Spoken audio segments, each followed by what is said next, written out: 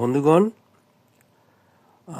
আবারও একটা খুব সহজ এবং সুন্দর একটা উদাহরণ, গাণিতিক উদাহরণ। এখানে আছে √2 = (16). এখানে x এর মান কত?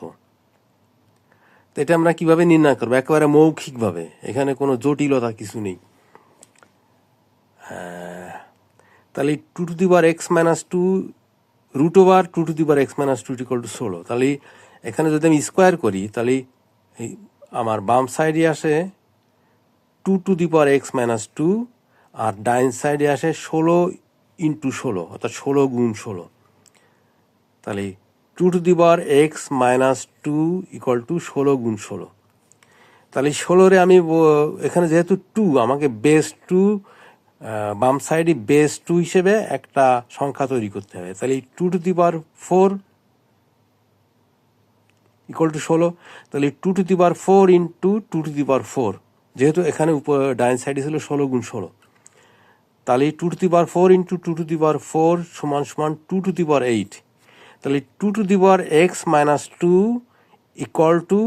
2⁸। আবারও বলি, 2 = 2⁸। তার মানে x - 2 = 8। তার মানে x এর মান আমার হয়ে যাচ্ছে 8 + 2, অর্থাৎ 10।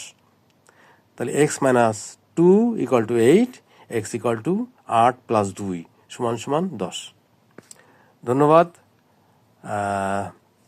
আমি আগামীতে এমন কিছু গাণিতিক উদাহরণগুলো করব যেগুলোর সমাধান C# মাধ্যমে করা যায়, তো প্রোগ্রামিংয়ের মাধ্যমে। আস্তে আস্তে আমি প্রোগ্রামিংই শুরু করব। এখনও আমি ওইভাবে ম্যানেজ করে নিতে পারি নাই। তা এছাড়াও আমি সাংগীতিক ভিডিও করি, ইংরেজি, বাংলা এবং চেক ভাষায় করব আর কি। প্রোগ্রামিংয়ের ভিডিও, গাণিতিক ভিডিও এবং ভবিষ্যতে তো হেলথ কনসাল্টিংয়ের ভিডিও করতে পারি আর কি। তা সাবস্ক্রাইব করে দেশ ও দেশের সেবা করার সুযোগ দিন। আজকের মতো এখানেই। ভালো থাকুন, সুখে থাকুন। ধন্যবাদ।